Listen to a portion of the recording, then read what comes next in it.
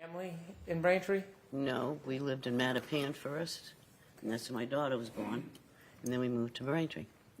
Your daughter was born when you were in Mattapan? Mm-hmm. Your daughter's name? Kristen, How many children did you have? 3, Did you Kristen and John? and Paul, Is Paul the youngest, the baby? the baby.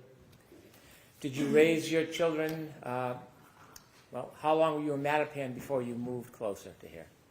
I'm sorry, repeat that? How long did you live in Mattapan before you moved closer? 2 years And then the rest of the time you were in the area? in Braintree. And tell me a little bit about your immediate family. My daughter,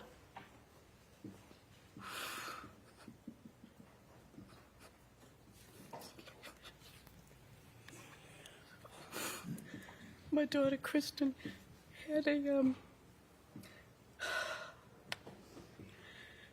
tumor, a cancerous tumor that she had for 5 months.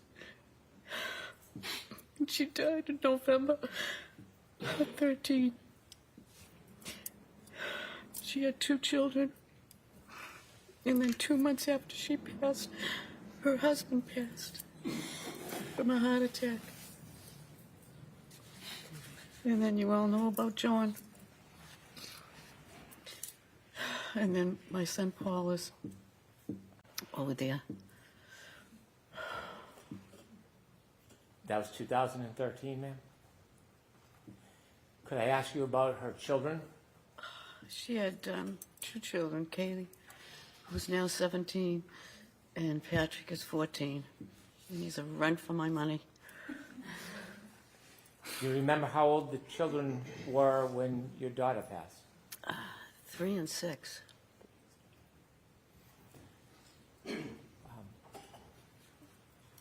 When that happened, was there any plan for the children?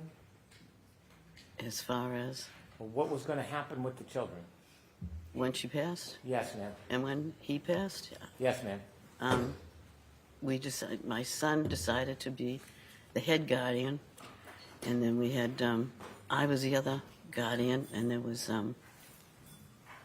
Steve's brother and sister were the other 2 guardians. So there's 4 of us. May I approach you, adjust the microphone? Yes, please. Thank you. Talking too soft? Okay.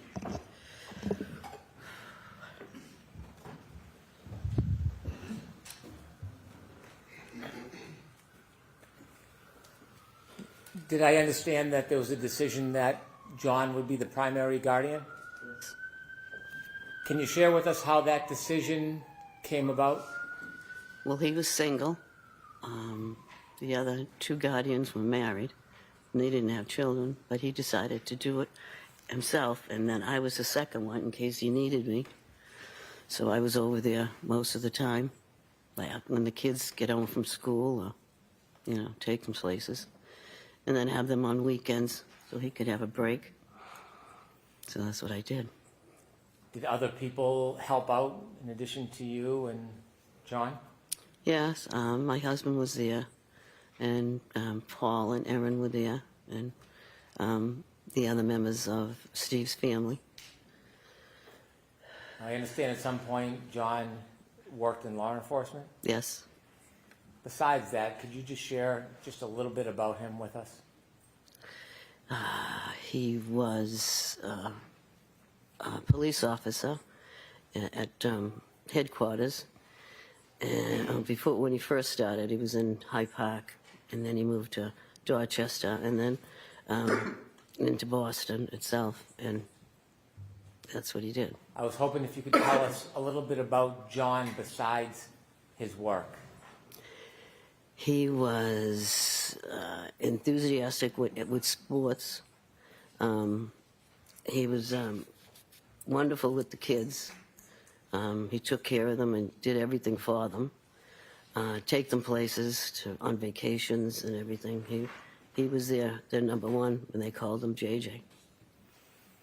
Would you mind if I showed you a photograph? No. May I approach? Yes.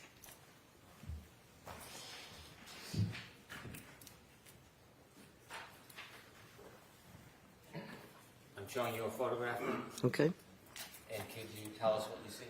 that's my son? Thank you. May I introduce this as an exhibit? Yes. Exhibit 16.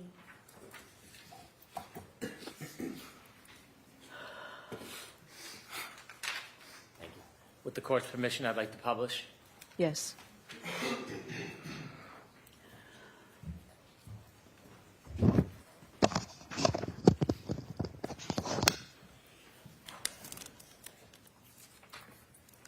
Ms. O'Keefe, do you know when this picture was taken?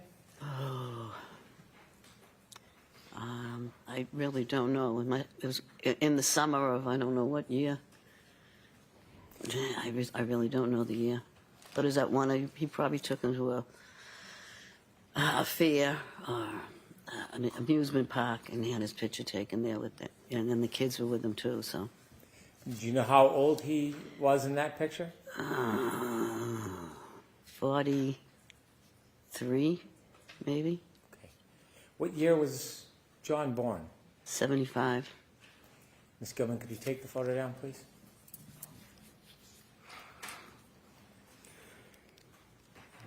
How old was John when he passed? 45. My mind's not working right now. I understand. It's okay. Can I ask you a few more questions? Okay.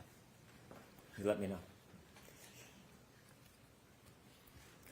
I want to go back to the morning of January 29th, 2022. Is that okay? Yeah.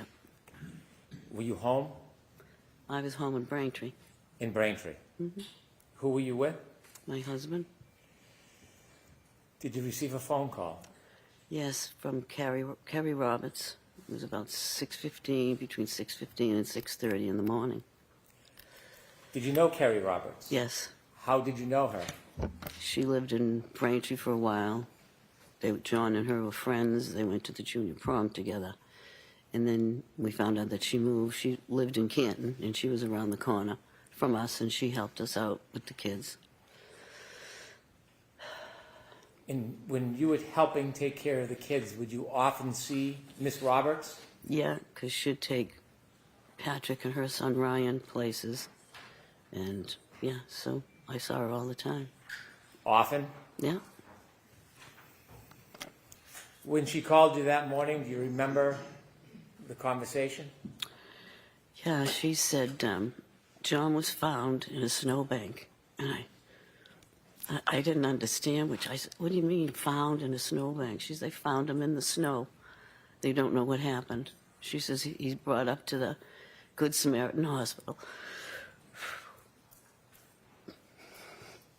So she says, I'm going to come get you and Papa because I don't want you driving. And I says, we can drive there. We both have four-wheel drives. And she says, no, I'm coming. So she came to get us. And it took a while to get there because the snow was bad. And in the meantime, I had called one of my nieces to find out because one of my other nieces worked at Good Samaritan. And I just wanted to know if she could find out anything about it. And I just couldn't get a hold of her. So when we get up there, they told us to sit in this room, and they would bring us down shortly. So finally they said, okay, you can go down. So we started walking down the corridor, and as I'm walking down, I hear Karen Reed yell, Peg, is he dead? Is he dead, Peg? Peg, is he dead?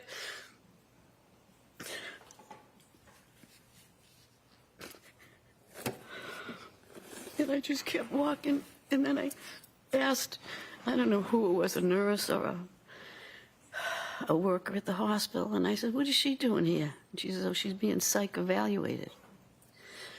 So then they brought us down to the room where my son was.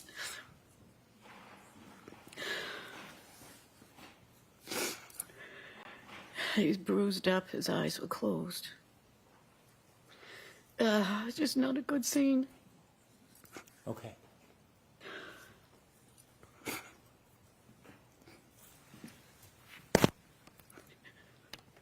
I'd like to go back, if I may. Okay. May I? Yep. When Kerry Roberts picked you up in the car, did anybody go with you and Miss Roberts on the drive from your home in Braintree to Good Samaritan Hospital? No, we were the only three in the car. Who was the third person? My husband? During the drive to Good Samaritan Hospital that morning, Yep. did you ever have a chance while you were in the car to speak to the defendant? Yes. Please tell the jury about that conversation. She, I asked her what happened, and she said, we went to a party. I left him there. I said, you just left him there? She said, yes, I just left him there. Did she say whether she left him inside or outside? No, she just said, I left him there. Did she tell you whether or not she left him in the driveway or the street? She just said, no, I just left him there. You told us that when you got into Good Samaritan Hospital, you were walking down the hallway and you had another interaction with the defendant. Yes. And you told us that she was asking if he was dead. Mm-hmm. Can you describe a little bit where in the hospital you had this interaction with her? When they took us down to the emergency room, the doors open, and there was a corridor to go down to the other rooms, and she was on the left-hand side, and that's when she saw me come in, and that's when she started yelling, is he dead, Peg? Is he dead, Peg? So when she was yelling, could you describe her mood or demeanor? Was she animated? She's loud, and I don't know. She was just loud, and as she was saying it. And when she was asking you, is he dead, did you again ask her a question? I just asked the nurse, what is she doing here? Okay. And did you speak to Miss Reed herself? No. No. At some point, and you and your husband got to see John? Yes. And were you with Kerry at some point? Kerry was there, and then my son Paul was there. How did you get home? I think I went home with Paul, and I think my husband went home with Kerry. We went back to Canton at the time. Do you remember generally the time frame? Was it morning, afternoon, evening? No, it was morning. Do you remember getting home that day? Yeah. It was snowy, icy. Was anybody home when you got back? No, it was just us. And then the kids started coming home. And that's when I was trying to, take care of them. And then there was a knock at the door. And it was Karen, her father, and her brother asked if they could come in. And I was just trying to calm the kids because Patrick was just out of control, yelling. And then they came in.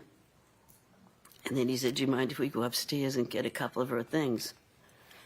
Which I never should have let them go up there. But at the time, I just couldn't think straight. And I really didn't have anybody else to help me keep them down in the kitchen. So I don't know what they got up there, what they did up there. How long were they, when you say upstairs, do you know what room they went to?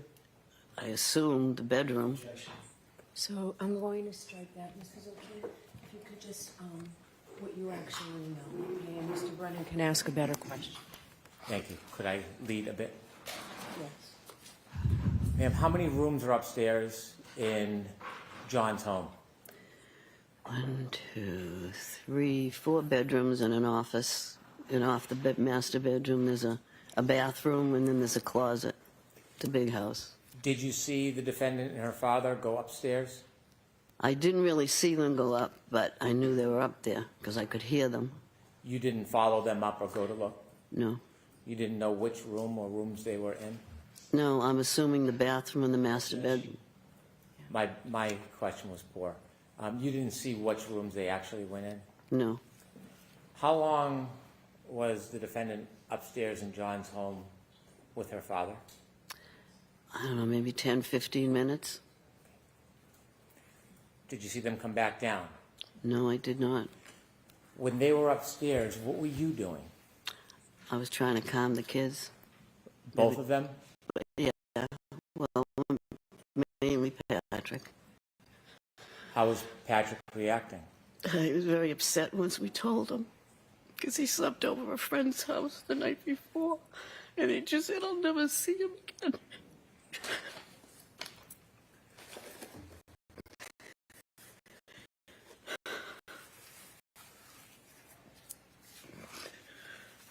Sorry. Would you like a moment?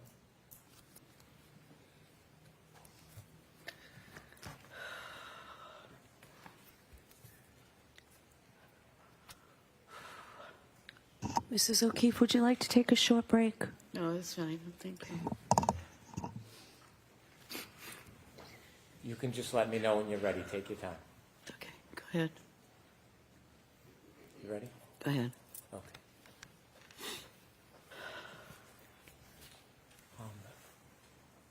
That morning, when the defendant and her father came into your home, did you personally interact with the defendant?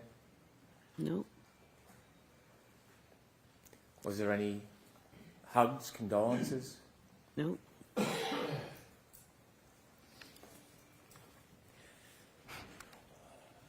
Did you ever confront the defendant with any accusations when she was in your home that morning? I don't even remember her being in the house. When she went upstairs, that's the last I saw of her. Did you ever lean over a kitchen island? Do you have a kitchen island in your house? Nope. Did you ever lean over the kitchen island and say, I think he looks like he got hit by a car? No. I don't remember talking to her that morning. Did you see when she left? Nope. Did you ever see her Lexus in the driveway? Nope. The children, who's their guardian and custodian now? Well, there's still four of us. Four of us. Where do they live? One in Boston, one in Stoughton, and Paul's in Bridgewater, and me, Where do the children live? with me, in Canton. They live with you full time? Yes, You're their primary caretaker? yes. Thank you. Yeah, just a moment.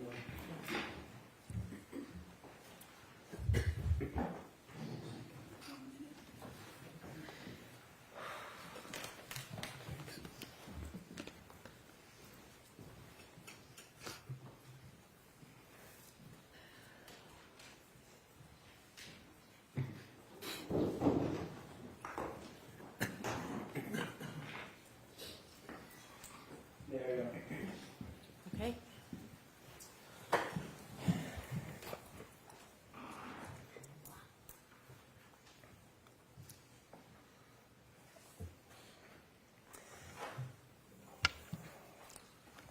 Mrs. O'Keefe, I'm very, very sorry for your loss. I have no questions for you. All right, Mrs. O'Keefe, you're all set. Thank you. Okay, so what officer are you?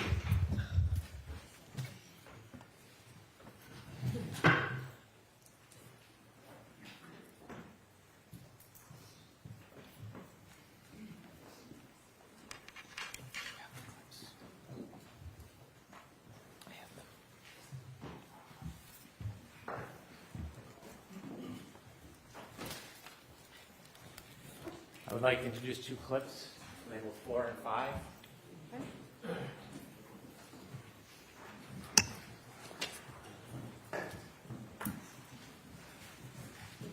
They're both on. Can you explain? Both clips, 4 and 5, are on that zip drive. Okay. 17.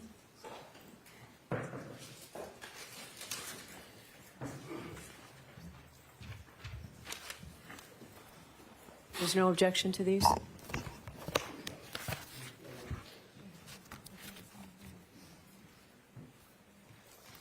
I don't know what they are. Is there a second, please?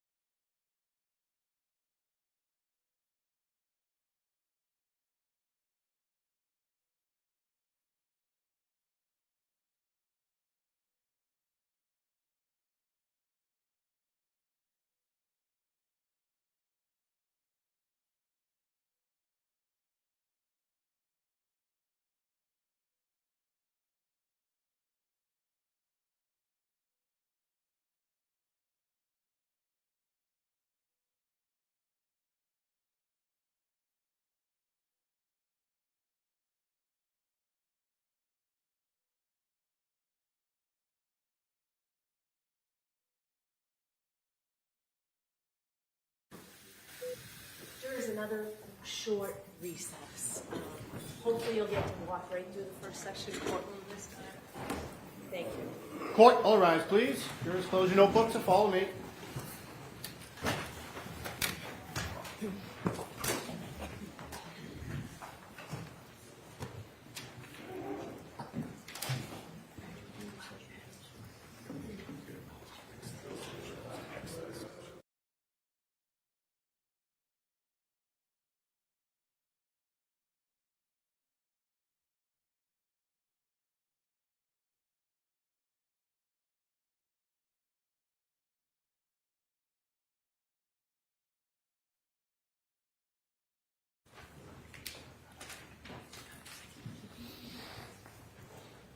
Jury's please be seated.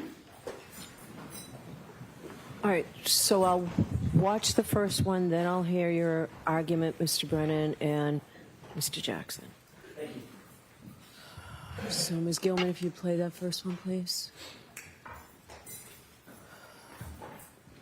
They had pulled into the driveway before me, so I was presuming she saw my cracked taillight and was thinking, did you hit my son? I could sense from her that she was looking at me very warily. And then when John's nephew came home, I just wanted to see him and squeeze him. It was quite uncomfortable. I said, Dad, come upstairs to the master bedroom. I said, I think I need to leave, because I think John's mother thinks I did something to John. All right, so tell me why I should admit that clip. You should admit this clip because it demonstrates consciousness of guilt. On the morning of John's death, Miss O'Keefe sees her son at the hospital and goes back to Mr. O'Keefe's home. In the driveway is the alleged murder weapon, the Lexus with the broken taillight. It's the middle of a snowstorm, and a prelude to that is there is a phone call from the defendant's father to the Dighton police looking for a ride to go in and see his daughter at the Good Samaritan Hospital. He's looking for a police ride because the weather conditions are so terrible. When the Dighton Police Department declines that ride, he gets the assistance of his son and his son's wife pick him up and bring him to the hospital. At the hospital, there are a number of comments made. I think I hit something. There is evidence we have where the defendant, her mother, and her father admittedly discuss in different ways the broken taillight. It is an issue that is primary on their mind. In this tumultuous, grieving moment, the taillight is central between these parties. Uninvited,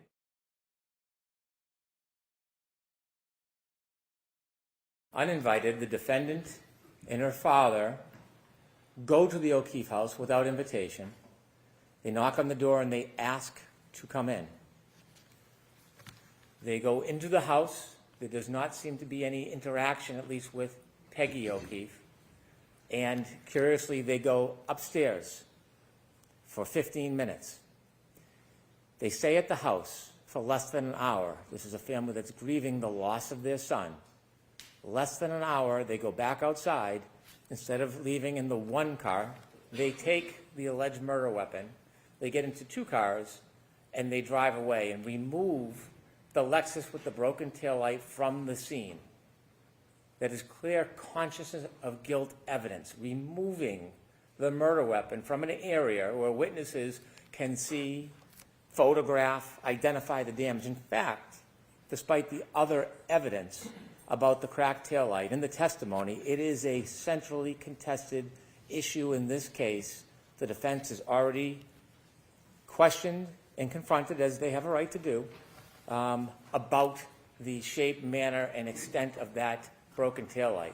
The removal of it is helpful for the defendant. And so the fact that they stay for less than an hour, remove the Lexus from the scene, is important.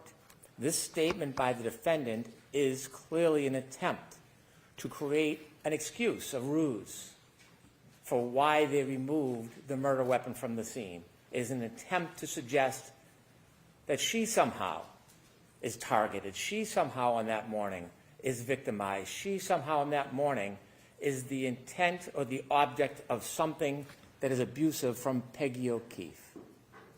And so this evidence will demonstrate a key part of our consciousness of guilt evidence on this issue, that there was no viable reason to take that evidence from the scene other than to obscure it.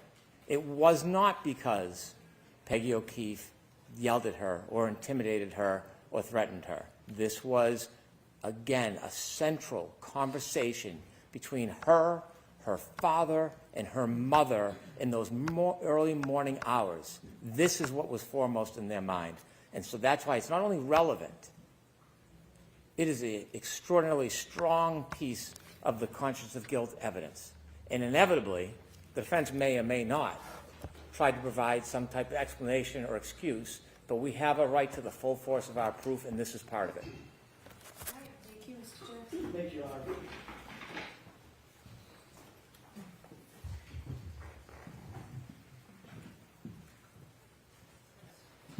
With regard to the first clip, which is clip 4, That's the only one we're discussing right now. then in that case, now that I look at it and I see the transcript, I'll withdraw an objection. I don't care. It's not. I don't agree with anything Mr. Brennan just said. It doesn't go to consciousness of guilt. As a matter of fact, I think it very clearly shows the opposite. But Okay, so there's no objection. So there wasn't an objection until I said, is there any objection to this? And then you all came to sidebar. I mean, they were just going to play.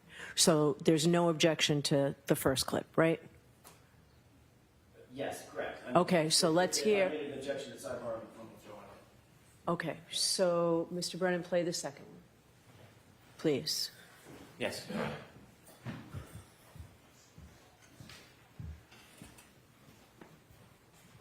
And his mother leans over the kitchen island and says to me, I think he looks like he got hit by a car. He looks like he got hit by a car. Okay, so tell me how this comes in. Similarly, conscience of guilt evidence, the defendant making what we allege is a false statement to try to excuse her conduct of removing evidence of a crime from the scene. This has additional import. It has two facets to it. One, equally as important for conscience of guilt in the first part, as I supported for clip number 4 or 5. Secondly, it is important because we've heard testimony from Peggy O'Keefe that this claim never happened. So we now have direct testimony that she did not have a conversation with the defendant, did not make these claims to the defendant. And so while also conscience of guilt evidence, it has additional support from the previous clip. All right, Mr. Jackson. Thank you. With this video clip, Your Honor, it's very different. It has absolutely nothing to do with consciousness of guilt. The argument is baffling. How could that possibly be consciousness of guilt if my client is simply reiterating something that she believes somebody else said? This clip is obviously, very obviously, and strategically being used to try to vilify my client with something that's completely irrelevant. In Massachusetts, you can't call a witness just for the purposes of impeaching them. What this clip would be doing is purporting to impeach Mrs. O'Keefe, who just testified, I never said that. I never said it. I never leaned over the island counter. Never happened. So bringing this in would be used to impeach their own witness. And that's what can't be done in Massachusetts. With regard to consciousness of guilt, how does my client reiterating or stating that something that the victim's mother may or may not have said, how does that relate to consciousness of guilt? It doesn't. This is simply a wolf in sheep's clothing. They're trying to get it in because it makes my client look bad. They've just put on a very, very sympathetic and empathetic witness, John O'Keefe's mother, and they're trying to make my client, Ms. Reed, look bad by saying something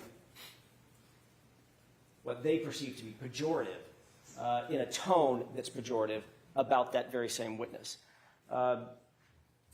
He's trying to, at this point, there is no issue about whether or not Peggy O'Keefe leaned over and said something about the car, being hit by the car.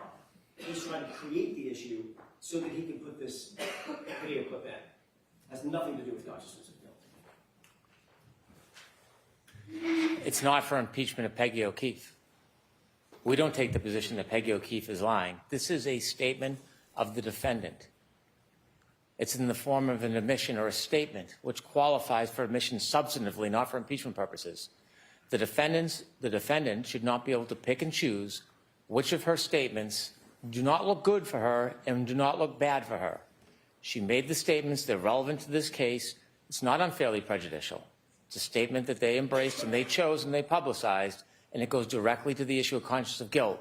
Just because it hurts, just because it's incriminating, just because it's difficult for the defense is not a basis to preclude it. It is an admission, a statement of the defendant. It's admitted substantively. If that were true, Your Honor, then they would simply put in the transcript. They wouldn't need to play the video. Transcript is one line. And his mother leans over the kitchen island and says to me, I think he looks like he got hit by a car. He looks like he got hit by a car. Sorry. I think he looks like he got hit by a car. It looks like he got hit by a car. They could just put that statement in. They want to play this because of its prejudice, because of the tone that it sets. It's not in evidence at this point. The witness who supposedly said the statement has denied having said it and said it never occurred. This is far, far more prejudicial than it is probative. If they want to simply use the transcript, that's one thing. But playing this video is simply being used to vilify my client because of the tone of voice she used in the clip. That's it. That's what's not allowed. That's overly prejudicial, and it's not relevant. All right. So what I'm going to do is I'm going to think about this. And if I decided to let it in, you can let it in first thing tomorrow morning. I'm not going to let it in now. May I ask for a ruling in the morning? Yes. May I introduce the one that was not objected to? Yes. Do you want a consciousness of guilt instruction, Mr. Jackson? No, we don't believe that So you're in agreement that that statement just comes in? we're not objecting. I'm not trying to introduce it. Don't put words in my mouth. I'm not trying to No, I introduce said it. you're, But- okay. But I'm not objecting that it at this point, that it shouldn't come in. Okay. We'll bring the jurors back and we'll do that. Tony, can they come right in or is it going to be 5 minutes? Can they come right in? Thank you.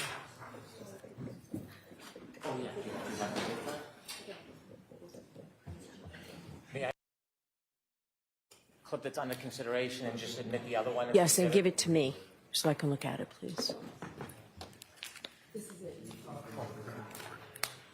So I'm sorry, Your Honor, do you want me to leave that on there so you can look at it tonight? And if we decide to take it off in the morning? Yes. Okay. Thank you. Because you can just single it out and play one, right? Okay, thank you. Chrissy.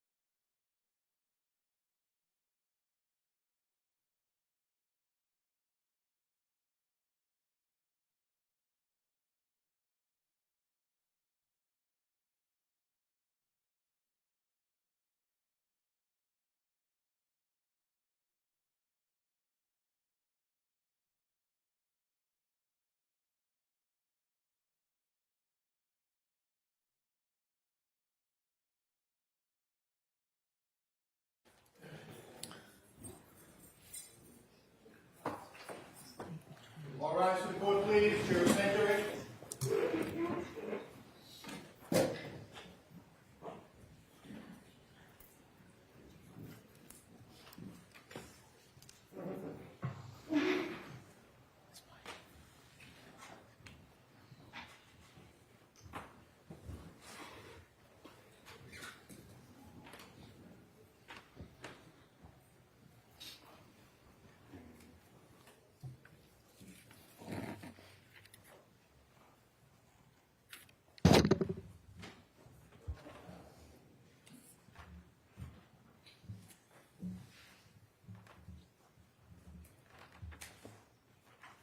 Court is back in session. You may be seated.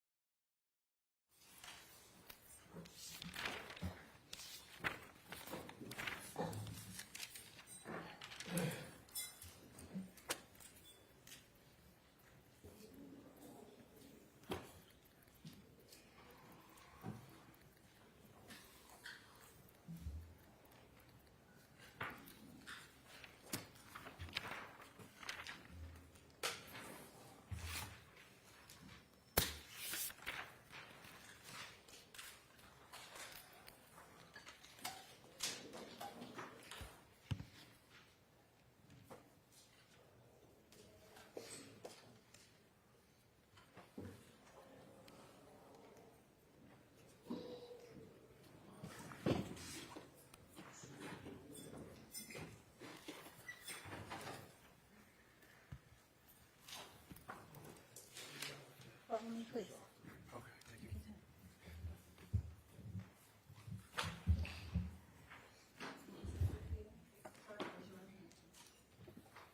Do you solemnly swear the evidence you give to the court and jury in the case down here and should be the truth, the whole truth, and nothing but the truth, so help you God? I do. Thanks. She can take it. Hi. Stand or sit, however you're most comfortable, okay? Thank you, Your Honor.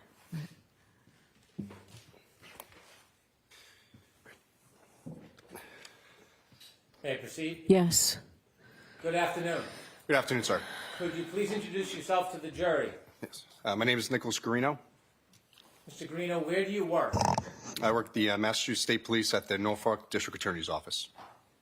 How long have you worked for the Massachusetts State Police for? This is year 10 now. How long have you been assigned to the District Attorney's Office for? Since November of 2019, so a little 5-ish years, 6 years. I want to go backwards a little bit. Can you tell me a little bit about what you did before you began working for the Massachusetts State Police? Yes, sir. I was a Norwood police officer for almost 11 years. So how long have you been in law enforcement between being a Norwood police officer and a Massachusetts State Police officer? February of this year started my 20th year in law enforcement. Did you go to school before you became a law enforcement officer? Yes, I went to Westfield State College, Westfield State University now.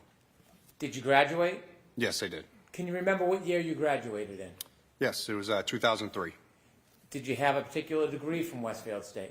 Yes, I double majored. I got a major in criminal justice and mass communications.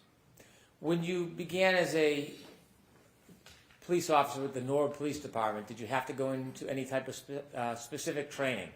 Yes, I went to the police academy. And how long is the police academy? 6 months. Generally and briefly, what was taught at the academy? How to conduct investigations, respond to calls.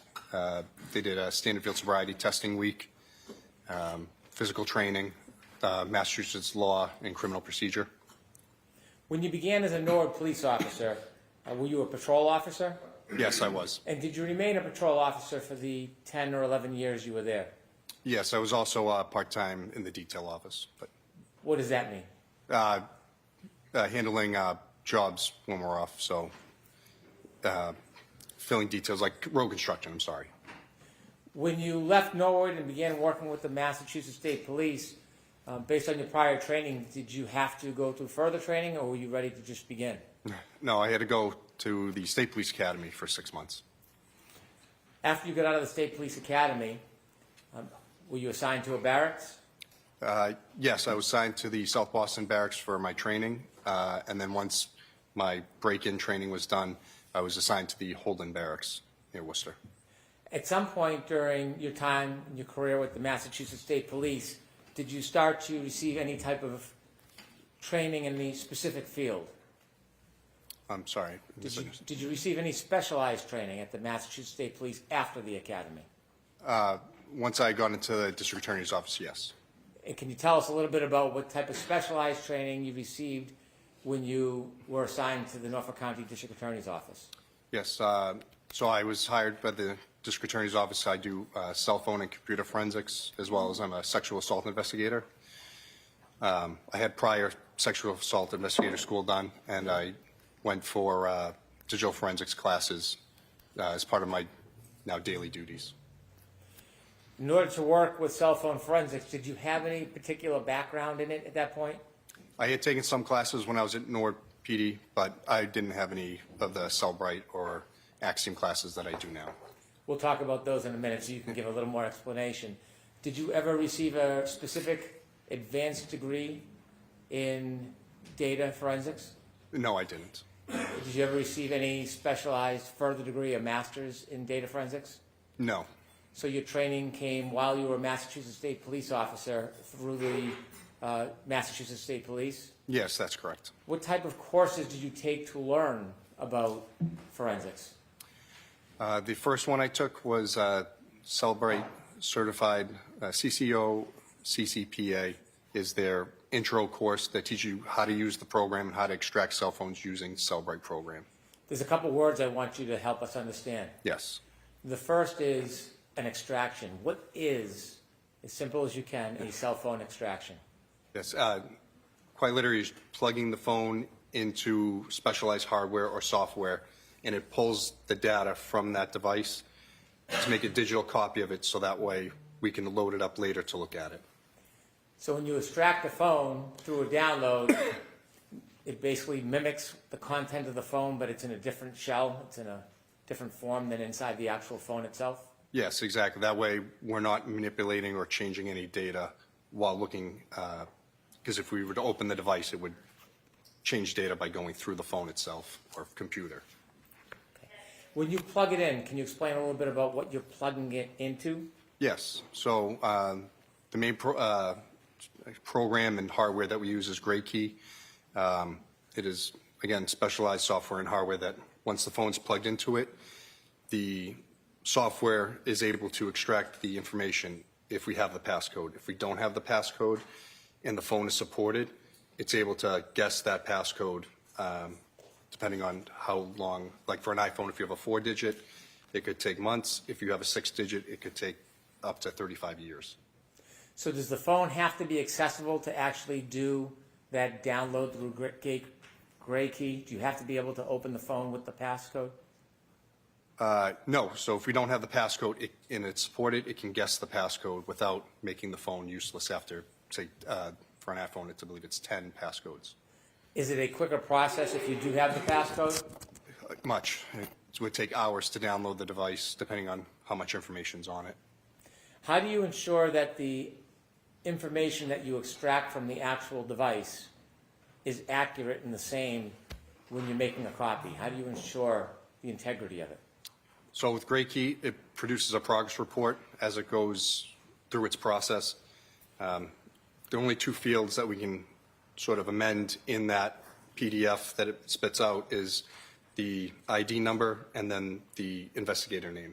So after the data is pulled out, it creates a hash value, which is like a digital fingerprint for that specific information. So if you had gone in and to edit or change it, that digital fingerprint would change. It would change the big long string of numbers that it attaches to that file. The digital fingerprint, is that the same thing you're referring to as the hash value? Yes, exactly. And how do you ensure that the hash value of the product, the copy, is the same as what's on the phone? You can run the zip file that it creates with the information into a hash calculator, and it will give the same hash as what is produced from the GrayKey PDF report. So if something had changed or there was an error with it, the hash would not be the same as what was given from the PDF. And that's how we know that the data is not the same. So if you download a phone and it has a hash value, this digital fingerprint, and then someone was to manipulate the phone and remove anything, even a period, from that data, if it's run again, will the hash value change?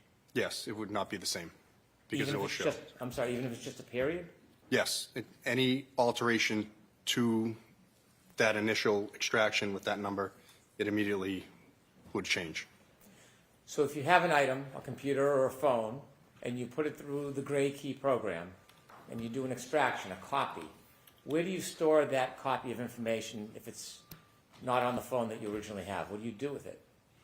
So once the program pulls that information, we have to place it onto our secure server at the office, and we'll take any of the files that were given via the extraction process, and it's saved there for us. And so you copy it on another link or another digital file? Yes, we'll save it to the server at the district attorney's office. Can it be put on a physical item, like a zip drive or a hard drive? Yes. If you put that download onto a zip drive or hard drive, how will you know if that information on the hard drive matches the same information you originally downloaded from the phone to the server through GrayKey? Again, like I said, you could run the hash value of that file again to correlate it with the PDF that we were given once GrayKey has given us the information. So that's how you would know all the information is the same, nothing has changed. So for example, if you download an iPhone and it has that digital fingerprint, hash value attached to it, and you make a copy or multiple copies, is the way to test whether or not those copies are exactly accurate is to look at the hash value of each copy? Yes, and copying the zip file would not change the hash value. The only way it would change is if you physically went into it and deleted information somehow. So now that you have the item, say for example an iPhone, and you've downloaded it through Gray Key, which is hardware and software, and it's on a digital file, can you just open it up and start reading it like a report or a book, or do you have to do something else to it? No, once it's pulled into that zip file, it has to be opened into another program, which there are many forensic tools, but the ones at the office we use are Cellbrite or Axiom. They're just two brands, and then those programs make that information readable so we can actually look at it. So if you were to download a forensic copy and you were to open it up without using that subsequent software, would you be able to read or see anything that's on that data? To be honest, I don't know because I've never opened one of those zip files to know what's actually in them. After the extraction happens, after there's that copy made, did you mention this further software you would use to be able to actually read the data? Yes, so that's Cellbrite and Axiom. They're two different programs, but those programs will make the information readable. Are those the programs that you typically use? Yes, they are. And there's other programs out there, but those are the two that we normally use at the office. Are they commonly used in the Massachusetts State Police? Yes, they are. Are there other programs beyond Axiom and Cellbrite that can be used to decipher the information so you can read it? Yes, there's many. In your entire time with the Massachusetts State Police, have you used any other programs other than Axiom or Cellbrite? To look at cell phones? Yes. We have Sanderson forensic software that can look at databases that are in the phone to look at information. I don't normally use those because I don't want to say, I'm probably not proficient enough that I would know this exactly means this, or I wouldn't want to confuse anything that I'm looking at. When you look at the information after it's been through the extraction and then the analysis through the software, is the data still available if you want to look into the data? From the zip file itself, sir? Yes. Yes, that's always available. It's, like I said, the data in the zip file that Gray Key gives us is never changed. It's just being loaded into another program so we can see it. That's all. The software that you use, whether it's Cellbrite or Axiom, does that do the work for you as a forensic examiner? Yes, so it runs, as the program runs, I should say, it will bring up different tabs, so it'll say phone calls, chats, photos, the databases, all different things that Cellbrite, their software, has run to pull this information out to make it easier for investigators to find what they're looking for. Beyond the initial report that you can look at and look for the information, if you wanted to as a data forensic examiner, could you look deeper beyond the production of those software programs? Yes, you could. Forensic data analysis, when you look at these tools that provide these initial reports, is that the beginning, or does it dig deeper when you're a digital forensic analyst? No, these reports are finding the low-hanging fruit in the proverbial tree. So it's showing you the stuff that the program is set that most people are looking for. As I said, the phone calls, the chats. If you need to go deeper into it, as I said, there's other software out there where you can pull these databases and try to go through the code to find what you're looking for. Once you find something, you would have to corroborate it with other evidence or data to make sure what you're looking at is exactly what you're looking for. Have you been involved in the download, extraction, and analyzing data on phones as your role with the Massachusetts State Police? Yes, that's my primary role in the DA's office currently. And how many years have you been in that role? Since November of 2019, so 5 years now. Have you worked on a number of different cases that involve forensic data? Yes, I have. Is there a routine or a practice in your present role when you make a copy about what process you use and how you produce it in a case? I wouldn't say there's a normal process. It's all case dependent. A lot of cases we get, people want PDFs of the information, portable cases that we can create. So it's basically the portable program that I'm using. That way, someone could find the information they're looking for, or I give the raw information if requested. What's the difference between PDF form and raw information? So Cellbrite can create a PDF form of every bit of information in the phone. It could be like a 10,000-page PDF. It literally just lists everything that's in there. If I create a portable case, as I said, that is basically like me giving you the thumb drive, and it's showing you exactly what I'm seeing, and you can click on the tabs yourself from your own computer. And then if I give the raw file, that means someone has to go in and load it themselves to look for it.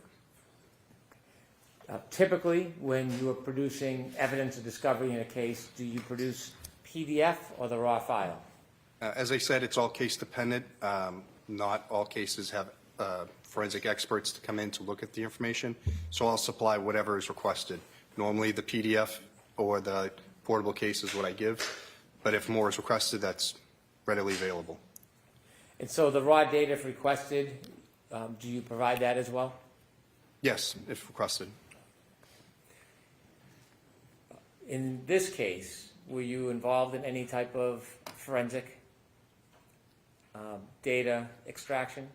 Yes, I did the extractions of multiple phones and analyzed multiple phones in this case. You mentioned that there's a software and hardware, the gray key unit. Where's that located? That's located in the digital forensics laboratory, which is keycard access and alarmed. Excuse me, at the Norfolk DA's office. Are there other cases or the multiple cases that are occurring at the same time? Yes, we constantly have phones coming in and out and being worked on. What if you have a phone and the gray key unit's being used? What do you need to do? We need to wait for that phone to finish, because if we say we unplugged it, it would interrupt that data transfer and we could lose it. So we wait until the phone's done and then the next phone goes up. Did you become involved in some way in this case? Downloading devices, sir? Well, I'm asking generally first. Oh, yes, sorry, yes. Were you involved in investigating this case as far as speaking to witnesses or going to the scene? No. Can you describe the best you can what your role was relative to this case? Yes, so I was brought, as I said, phones from this case to have the data extracted and then have it ready in our Cellbrite program for the investigators to look at.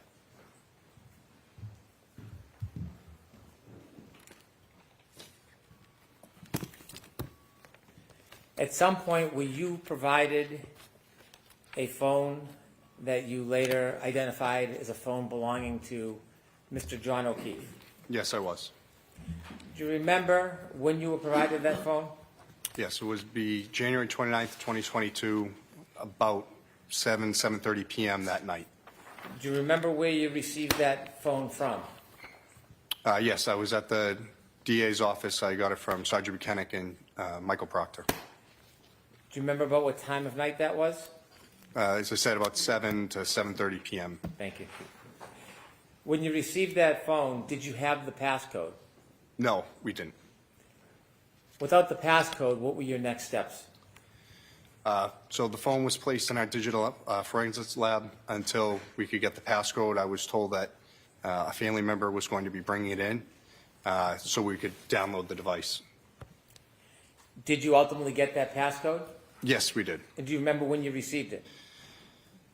January 31st, 2022.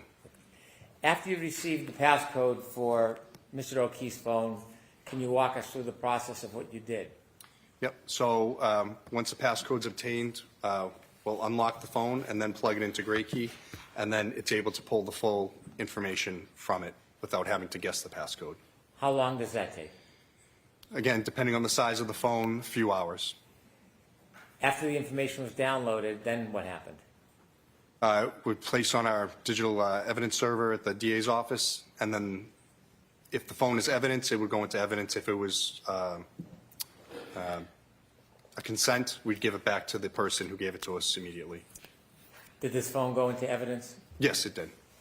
When you downloaded the information through GrayKey, which you said was the hardware and software, does it produce a report with that digital imprint?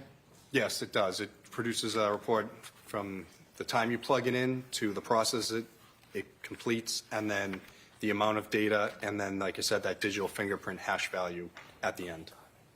And did you do that with this phone, Mr. O'Keefe's Yes, phone? May I I did. approach, Your Honor? Yes.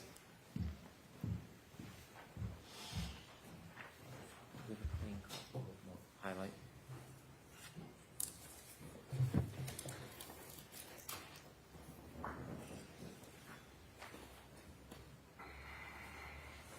I'm going to show you a document, sir. Okay, sorry. Yes, thank you. I'm sorry. Did you show it to Mr. Alessi? I'm sorry. My apologies. Sorry.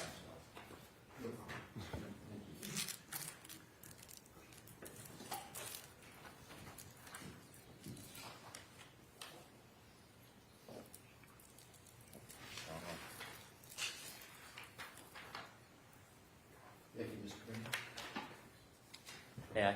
Yes. I'm showing you a document. Can you look at both pages, please? Okay. Do you recognize that document? Yes, this is the, I'll just I'm ask sorry. you a couple more Oh, sorry. questions if you don't mind. What is it? it's the GrayKey progress report that they give once the phone extractions are completed. Do you recognize that as the report that is attributed to John O'Keefe's phone? Yes, And does that document have that digital imprint, the digital fingerprint that you were talking about? yes. So it's in, yeah, so it's here on the back. I just want to see if it was in two places. But it would be here for the, sorry, it's got cut off, Why but, don't I put it up for an exhibit so that Okay. you can see it? Okay. I'll ask you some questions. okay. I'd like to introduce this as an exhibit, please. No objection, Your Honor. Okay, thank you. Is it 18th of March?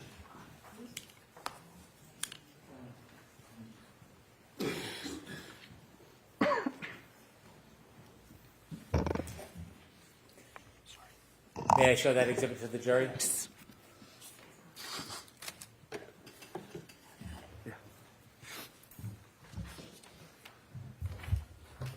May I approach the witness to show him the pointer? Yes.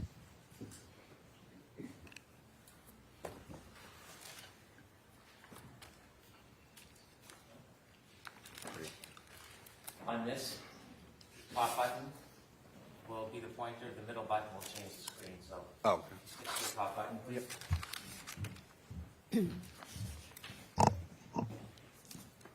Can you walk us through what this report means? Yep, so here at the top, here it is. Again, it says GrayKey progress report, and then it gives the report generation, date and time, and it is in UTC, which is, get the exact definition, universal time coordinates, I believe. So you'd have to minus 4 or 5 hours depending on daylight savings time. So this one would have been January's -5. 16/10 will be 1 noon, 12 o'clock for the actual time on the 31st. As we go down, device name is Johnny. The software version is the Apple iOS that was running at the time. The model number, iPhone 11. And then if you were to look up, the N104AP is also a model number. The unique device ID. This one is what GrayKey assigns to the zip file that it creates. Serial number of the phone, the unique chip ID, the Wi-Fi address, the Bluetooth address, and then the phone number. And then there's more information underneath. Could we scroll that, please? Thank you. This here is the IMEI, which is the International Mobile Equipment Identifier. It's not uncommon now to have multiple of those identifying numbers. The data partition size of the device, which is 83 gigabytes. The lock state, if the phone was locked, it would say locked. This one is unlocked, because we had the passcode. This was the GrayKey agent version for the software. And then this is the last time that the phone was backed up via iTunes or iCloud. This is the owner's name. You can have anything in this, but his phone had John O'Keefe set as the iPhone owner name, and then the different accounts attributed to the phone. Okay. Can you show us where the digital fingerprint is? Yep, it's down.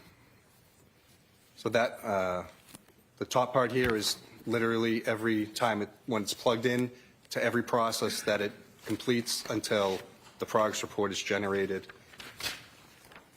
Here, there's the full file system was created on this date and time, and then even though the partition size was 82 gigabytes, it actually pulled 125 gigabytes of data. Underneath this, if you're on the next page, is that unique fingerprint right here.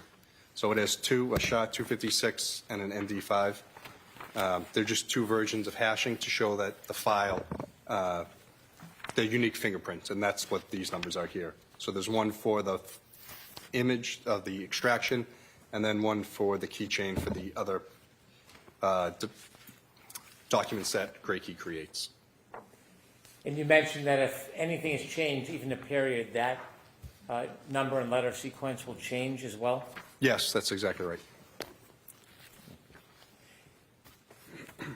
Did you have an opportunity to download and extract any other phones? Yes. At some point, did you have an opportunity to download and extract a phone from the defendant? Yes, I did. Do you remember when you received that phone? I got the phone the same time as I got Mr. O'Keefe's phone on the 29th at around 7:30 at night. And so you received both phones at the same time Yes, from the same people? correct. Trooper Buchanan, Yes, Trooper Proctor. yes. What did you do with that phone? Again, that was brought down to the digital forensics lab for holding until we could get into it, or a warrant was written, or whatever legal process was going to be done, so we could get that information. Do you secure it? Yes, that room is locked with keycard access that only myself and two others have, and it's also alarmed. Do the case officers or investigators that aren't part of your unit have access to those items? No, the only ones that had access were myself, Trooper Connor Keefe, and then the director, Samantha Vogt. She's a civilian that runs our lab. Okay. And at that point, were you able, after there was process, were you able to get into the phone at first? No, it wasn't supported by Gray Key, the phone model and number. What do you mean it wasn't supported? So the software, even if we had a search warrant, we plugged it in, Gray Key wouldn't be able to recognize it because it just wasn't supported at that time. When you say it wasn't supported, does this have anything to do with a passcode? For both. So we didn't have the passcode, so because we didn't have it, it wasn't supported for us to download that information from the device. If you had a passcode, would it have been supported? Yes, it would have been. So is there a process when you have a phone that you don't have a passcode for to be able to access the content of the phone? Yes, that's correct. We have to wait until we either have the passcode or the software and hardware is supported for the device where it can try to guess the passcode. So let me ask you some questions about software. In forensic data analysis, does software change frequently? Constantly. When the software changes, does it advance? Does the software get better? Yes. Yes, it does. At the time you first had the defendant's phone, the software you had was unable to access the contents? That is correct. What do? Do you look for other software or do you wait for updates? What's the process? If there is another software out there, we will use it to try to get the information. If not, we are at the mercy of waiting for the developers to come up with the information for us. Did you wait in this case? Yes, we did. We had to wait. Ultimately, did software advance so that without a passcode you were able to access? Yes. How long did you have to wait before you were able to access? I believe it was July of 2022 that the software had been upgraded enough that it was able to brute force or guess her passcode for the device. And where does the device remain until you're ready to try again? In that locked digital forensics lab. So when the software updates, in advances, do you know that it will be successful, or you plug it in and you try? No, so on Gray Key, they have like a link where you can click and it brings up a whole matrix, so it shows every make, model of phone and then the software associated with it, and it says it can do a partial download, a full download, a password guess. And it tells us, so when there's a new update, we'll check that to make sure that the devices we have can be accessed. Did you make an attempt to have the software access the phone without a passcode? Objection, Your Honor. Would me approach, please?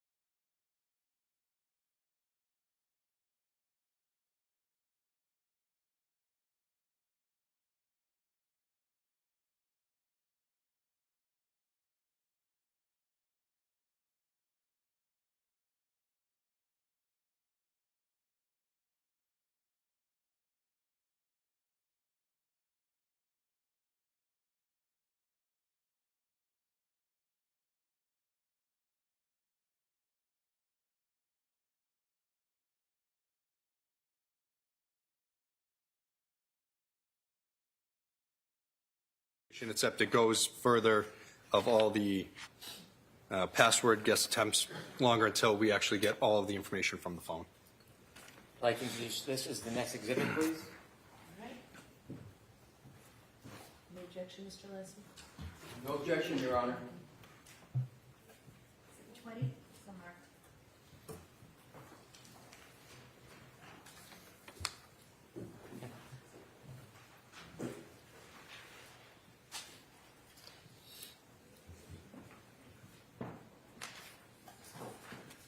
have the previous exhibit as well, please? Sir, I'm handing you back Exhibit 19, which was the partial download. Okay. Exhibit 20.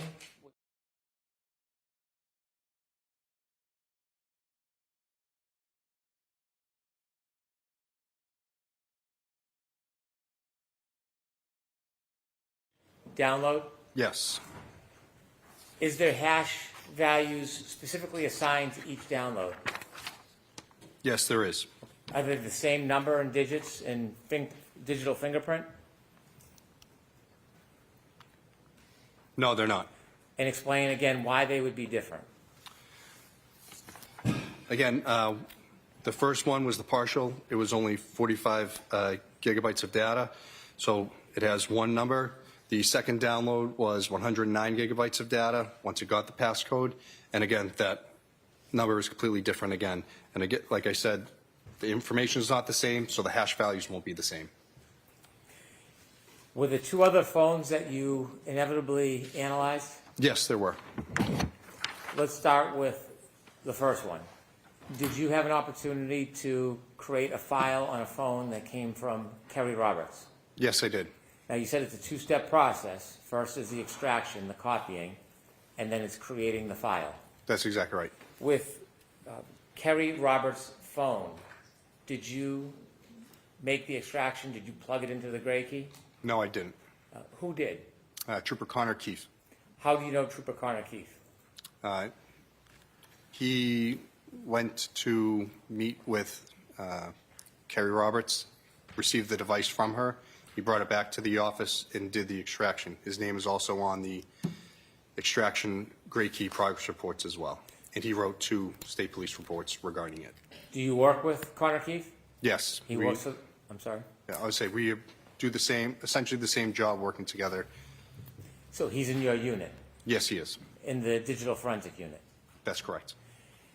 That phone, did it come with any paperwork, any forms? Yes, he had 2 signed waivers of consent from both parties for each device, one for each device. And so as far as the copying, the extraction, you did not do the extraction on Kerry Roberts' phone? No, I did not. After it was plugged in and a copy was made, did you then access it? Months down the road. Were you assigned at that point to analyze or look at any of the data on that phone? Initially, no. At some point, did you create a file so that you could provide it to the parties? Yes, I did. Was that upon request? Yes, it was. And separately, did you know, or did you, let me ask it a different way, was a phone from Jennifer McCabe extracted? Yes, it was. Did you do the extraction? No, I did not. Was the information, after extracted, again provided to a digital file? It would have been, yes. Did you, at some point later, did you make a copy to provide to the parties? Yes, I did. Can you tell us what a USEF reader is? So the UFED reader is a portable case that I can create through Cellbrite. Again, like I said, it's the exact same program that I would be viewing if I was sitting at my desktop, and said it can be made into a thumb drive to give to defense, prosecution, investigators, whoever. And there's no chance for the data to be manipulated because it's just a reader. When you have the digital file that's been extracted and then created into a PDF or a form that can be read, can you print the entire file on paper if you'd like? Yes, you could. Would that include, could you print it so it includes the entire content of the phone?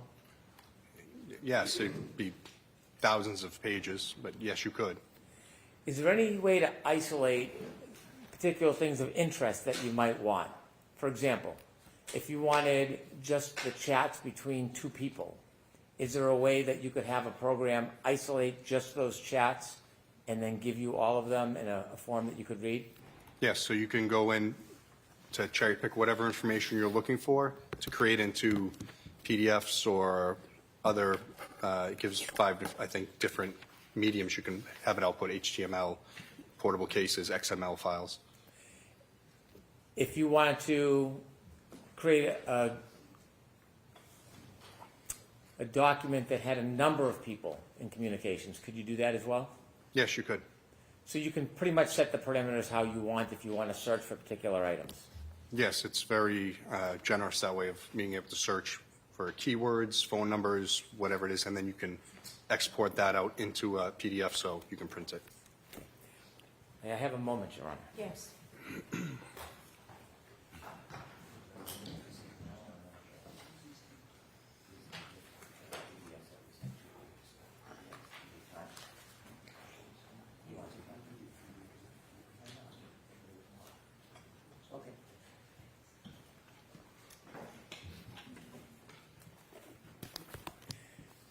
Did you go through the program and create a number of documents that isolated specific information that you wanted?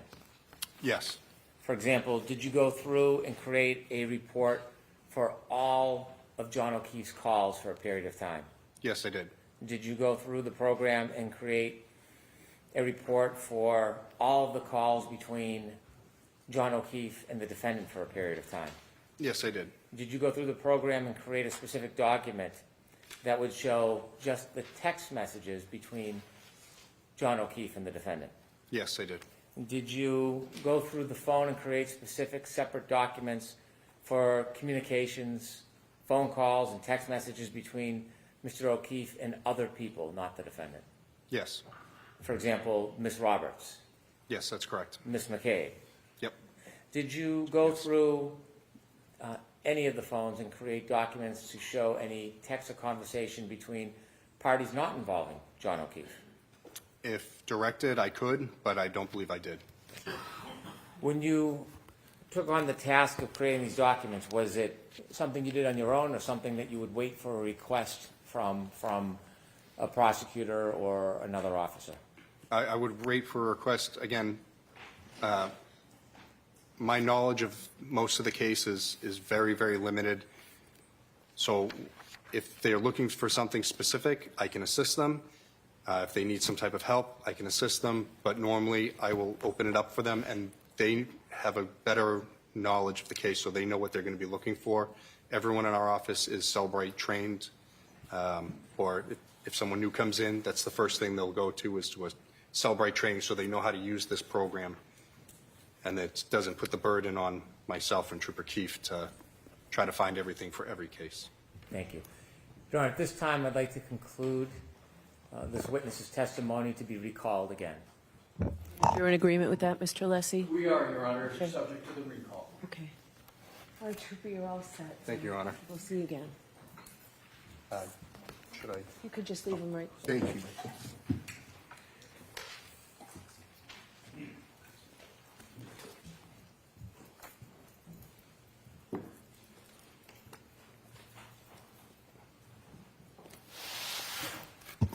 Do you have another witness, Mr. Brennan? May I? Yes, please.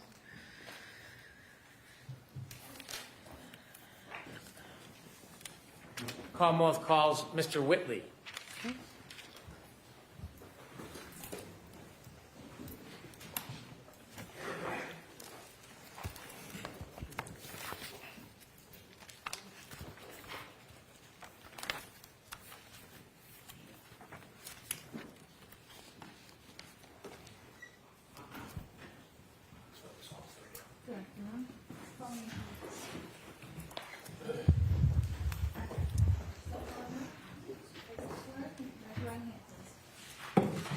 Do you solemnly swear the evidence given to the court and jury in the case now and here and to be the truth, the whole truth, and nothing but the truth, so help you God?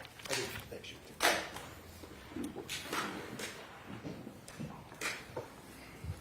May I?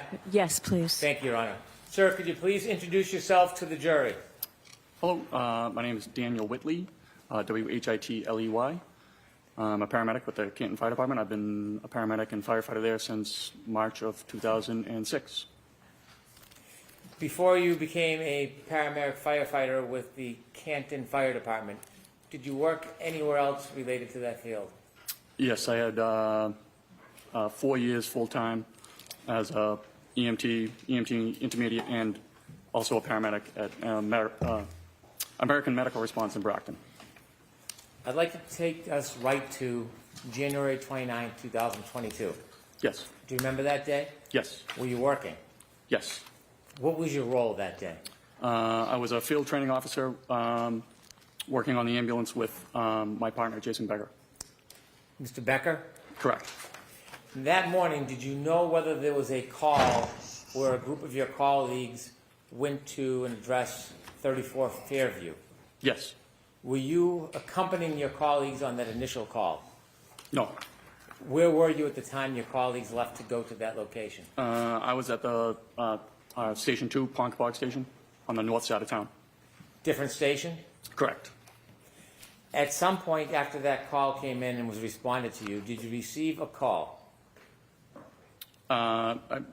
Sometime after, I'm not quite sure exactly how soon or later it was, but we received another call to respond to that scene. And as a result of receiving that call, did you make your way towards that location? Yes. Who did you go there with? Just me and my partner at that time was Jason Becker. What type of vehicle did you use to get there? It was an ambulance. What was the weather like? It was snowing pretty heavily at that point. Do you know about how long it took you to get to 34 Fairview? Not exactly, but definitely longer than usual. It should have been an 8-minute drive. I'm guessing 10 to 12 minutes. You could refer to my partner's report for exacts. When you got there, what did you see? We arrived on scene. Our engine was there before. We run on a response with an engine and an ambulance to medical calls. And then at least 2 police cruisers and another car parked on the street, a gray SUV. When you got there, did you meet with anybody? Yeah, usually we get out, we say hi to my lieutenant and the other gentleman, Sam Parker, was on the engine before we got there. They were up front of where we parked, and then we walked down further, or at least I did, to the gray SUV. When you reached the gray SUV, did you see anybody inside it? I believe at that point we were kind of, getting out. We were walking down, they were coming out to greet us. There were 3 women there. Okay. Did you speak to any of them in particular? Not at that point, no, not really. At some point, did you have any interaction with any of the women? Yes. In fact, did you know any of the women who were there that morning? I knew Carrie Roberts. How did you know Carrie Roberts? First we're neighbors. She lives about 200 yards away from me, around the corner. And she helped organize a neighborhood block party, and I would volunteer every year to bring the fire truck to the block party and show the kids the fire truck for a little bit. So you knew her well? No. Were you friends with her? No. Friendly? I just would describe us as acquaintances.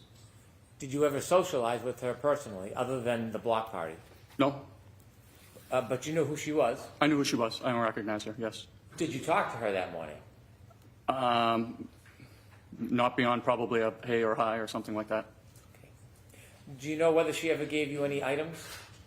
I know at one point I had to exchange whether it was a purse or a cell phone or some object from Miss Reed.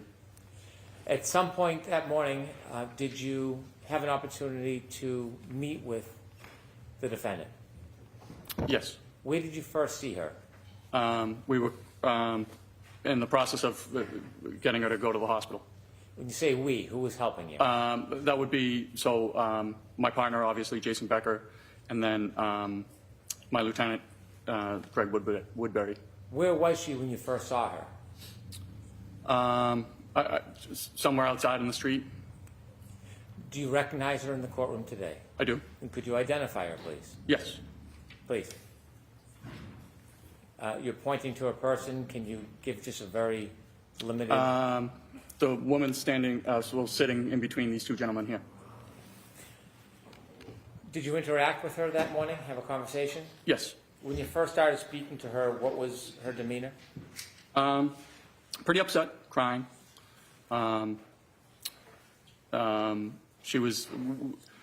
we had a Section 12 in hand, which is a medical order or a police order to be taken to the hospital for a psychological evaluation. Did you discuss that with her? Yes. Yeah. Did you ask her to follow you or to come with you? Yeah, she did. And did that happen? To the ambulance, correct. So you went to the ambulance with the defendant? Yeah. And was Mr. Becker with you? Yes. What happens when you get to the ambulance?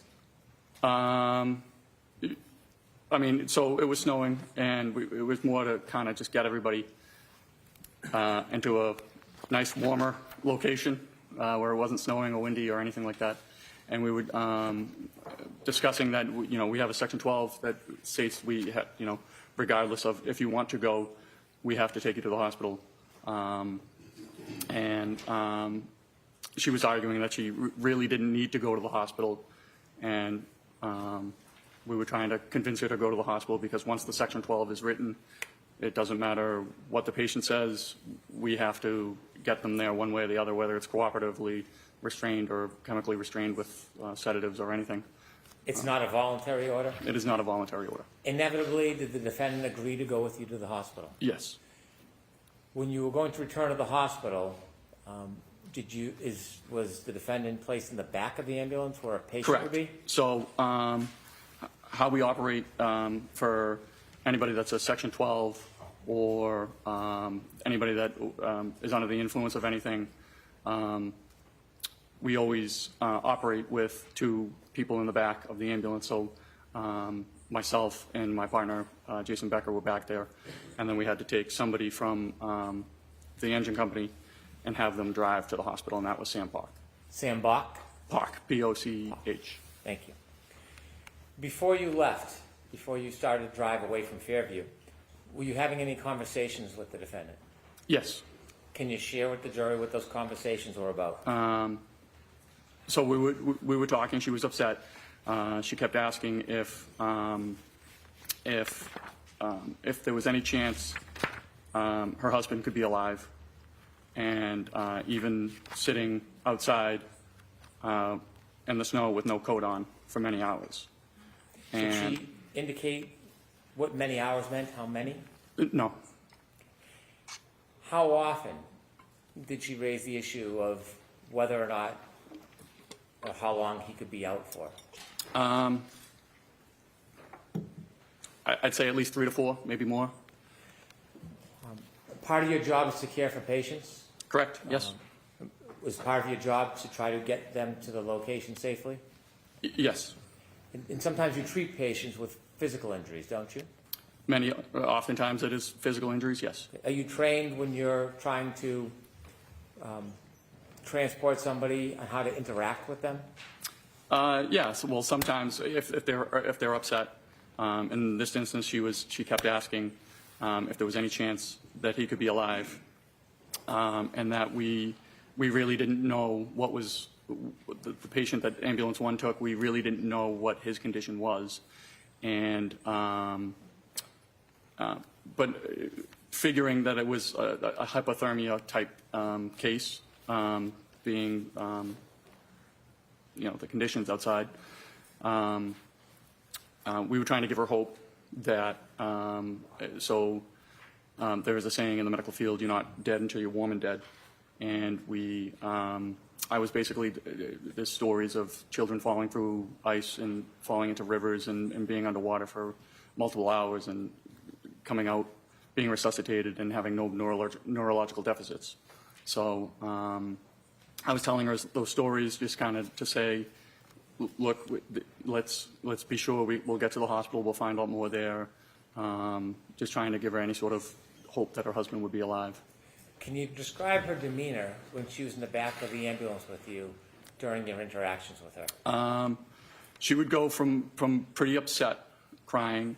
One instance where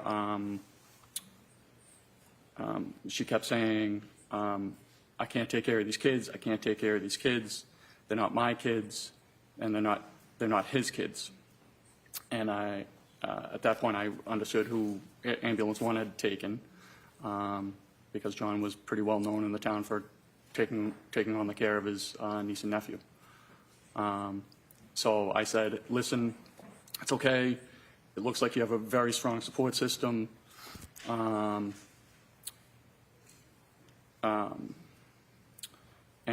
then Miss Reed said, do you know Carrie Roberts? And she had been crying, and she picked her head up and said, do you know Carrie Roberts? And I said, a matter of fact, I do. And she said, anybody who knows Carrie Roberts wouldn't say that about her. And I said, well, she did come to out at early in the morning to look for your husband in a blizzard. And she just rolled her eyes and put her head back down. And I thought it was just bizarre. Objection. Move to strike. I'll strike that last sentence. Would you describe her demeanor as even through that ride? No.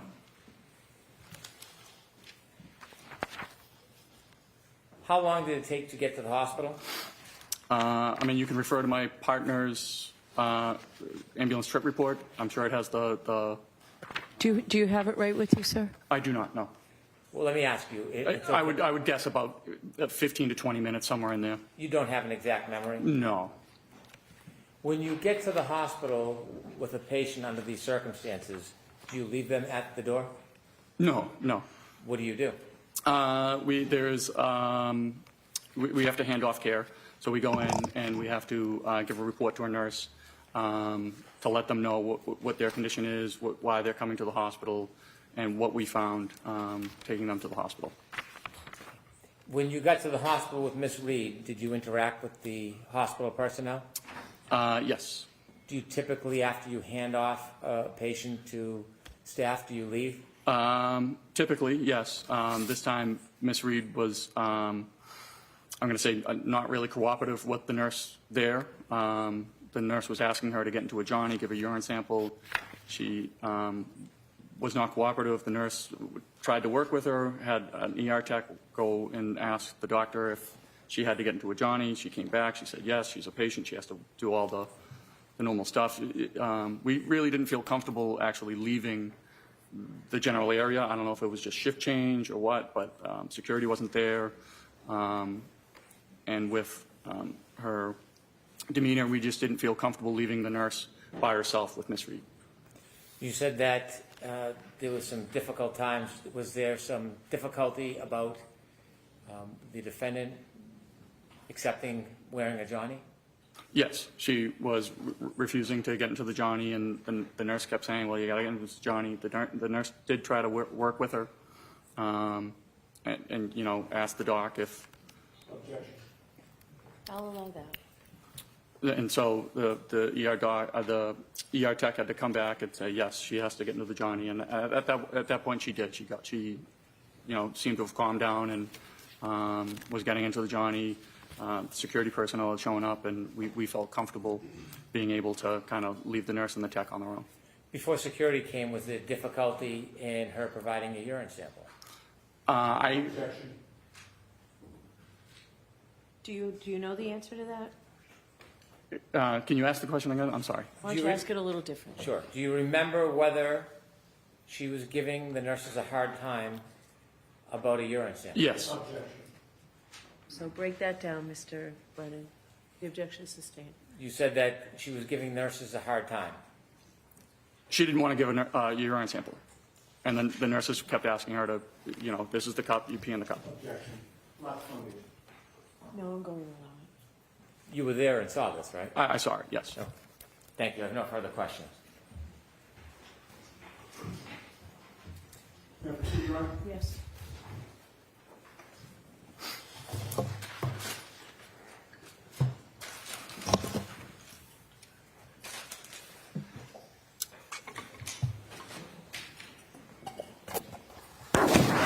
Good afternoon, sir. Good afternoon. Sir, you knew before you got into Ambulance 2 that you were heading to Fairview Road for what is called a Section 12, correct? We would dispatch for a Section 12, correct? Right. And that was not your first call for a Section 12, right? No. You had been in that job since 2006? Yes. You've handled a number of them over the years, correct? Correct. The fact that the call came in as a Section 12 gave you some idea of the nature of the issue that you might be dealing with, correct? We had an idea that it was for a psychological issue. Correct. Right. It told you that somebody at that location was suspected of being in some type of either psychiatric or emotional distress, correct? Yes. And on your crew, or of your crew, I should say, you were the one to drive the ambulance 2 to the residence, correct? I drove to the address at Fairview. Now, you've said that when you got to Fairview Road, you don't recall the time, but you do recall that there were still emergency vehicles on scene, correct? I do. There was nobody lying in the front lawn of 34 Fairview at that time, correct? Correct. And do you know how much later, after 6 a.m., you would have gone there? You'd have to refer to my partner's report. You don't know if it was minutes or hours later? It was minutes. It was within the hour. I don't know exactly. Within the hour, Yep. Okay. And you said that there were, or you testified that there were 2 police vehicles on scene, correct? At least 2. At least 2. There could have been more than 2. It certainly could have been. And those police vehicles in such a situation, particularly with the snow falling down, would have had their blue lights flashing? I'm not exactly sure if they did or they didn't. Sometimes the police shut off their lights when they arrive on scene. Sometimes they don't. Okay, so you don't have a memory one way or the other? No, nothing sticks out. But those police vehicles certainly were not hidden. They were in plain view, correct? I would say so. Minimum of 2, maybe more. Correct? Yes. And there was also a gray SUV parked near that residence? Correct. And there was a fire engine there as well, correct? Correct. You called it our engine, right? That was from your... Well, it would be engine 3. Engine 3, from Or your at least station. the Station 1 engine. I'm sorry? The Station 1 engine. So Canton Fire has 2 fire stations. We were coming from the second station. The Station 1 engine is the one that responded to Fairview. Okay, and that was a typical large fire engine, correct? Yeah. And did the fire engine have its lights on? I assume it did, only because we rarely shut our lights off on a scene. Sure. And there were police officers walking about, milling about? Yes. Do you know how many? I know I spoke with Officer Saraf and Officer Mullaney. Okay. And So were at there- least 2. And you know them by name? Yeah, Canton's a fairly small town, so you run into the police on a regular basis. Sure, and you work cooperatively with them, correct? Yes. Were there other police officers besides Saraf and Mullaney? I'm sure there could have been, but I don't recall ever speaking with them or interacting with them. Okay. Were there other EMTs or firefighters there when you got there? Just my Lieutenant Woodbury, and then firefighter Sam Park. Okay, and they were in charge of Engine 1? Well, the Station 1 engine. The Station 1 engine? Okay. And there were also civilians on scene, correct? Correct. So you would agree that there was a lot of activity outside 34 Fairview, correct? There was a fair amount of activity. I mean, there were people and vehicles and lights surrounding that residence, correct? I assume so, yes. Well, you were there, so Yep. you don't really have to assume, you know, right? There was at least 2 police cruisers and a fire engine. Right, and civilians, And and police officers, and firefighters, correct, and civilians. Correct. All right. With all of that activity outside 34 Fairview, did you ever see the homeowner come out of his house? I wouldn't have known the homeowner. Do you ever see anybody exit the house? I was not focused on the house at all. All right. You were there to do a job, correct? I was there to take somebody to the hospital. Right. And you were there also to do a medical or psychiatric assessment while you were on scene, correct? Well, yes, my partner was. Correct. All right. When you got there, you learned, well, strike that. You knew going there that your patient would have been Karen Reed, correct? No. Okay. When you got there, you learned your patient was to be Karen Reed, correct? Yes. All right. And given the nature of the call, you knew when you arrived that you would be transporting her to the hospital, correct? Correct. One of the first things that you tried to do was to get a medical history from her, correct? Or my partner. All right. And you were present for that, correct? I may or may not have been. Getting a medical history is important so that you can pass along information to the hospital when you eventually arrive there with the patient, correct? Yes. And you know that when assessing and treating somebody, getting more information is always better than getting less information, correct? Not necessarily. Okay, so there are times when you'd like to get less information from a patient before you transport them? So it would be pertinent information. For instance, if somebody was complaining of chest pain and they had, stents placed in their heart, we wouldn't talk about how they had their tonsils removed when they were 12. Okay, fair enough. But getting more information is not going to negate the crucial information that you do get, correct? It certainly could in a critical stage. If there was a critical patient, we wouldn't typically overburden passing off a report to a nurse or a doctor with non-pertinent information. Okay. It's not your testimony that getting less information is always better than getting more information, is it? I would say getting pertinent information is better than having... That wasn't my question. My question was, is it your testimony that getting less information is always better than getting more information, sir? I would not agree with that, no. Okay, thank you. Now, the medical history that was taken from Ms. Reed listed her as having multiple sclerosis, right? I'm going to see it, please.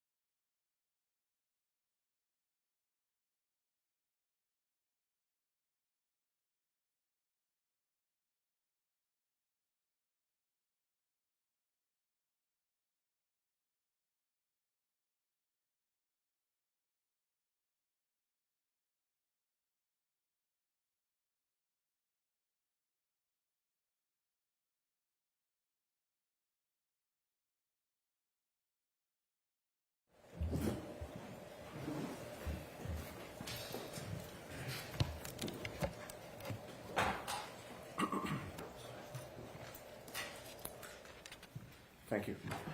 Sir, the medical testimony, history that your partner and you took from Ms. Reed listed that she suffered from multiple sclerosis, correct? Correct. And you know that that's a chronic disease of the central nervous system? It's my understanding. And what does chronic mean? I believe any disease lasting more than a certain amount of time. It could be 2 years, 3 years, 4 years. Persists for a long time Persistent. or constantly recurs? Correct. And it's a disease that affects neurological muscle control, correct? That's my understanding. And last question, it's also a progressive disease, which means it tends to get worse over time? My understanding. All right. Now, when you first interacted with Karen Reed after you got to 34 Fairview and encountered that whole scene, it was clear to you that a major focus for her was whether John O'Keefe was alive or dead, correct? Correct. Bless you. She asked if somebody could survive after having been found in the snow without a jacket, correct? For many hours, correct. All right. And you mentioned something about hypothermia, that you assumed that you may have been dealing with a hypothermia situation from earlier, correct? Well, she said that he had been out in the snow with no jacket on for many hours. And you assumed hypothermia was your testimony, correct? Yes. You are not qualified to diagnose hypothermia, are you? I'm not a doctor. Okay. And you don't know if your assumption about hypothermia was correct or incorrect, correct? Is my assumption correct?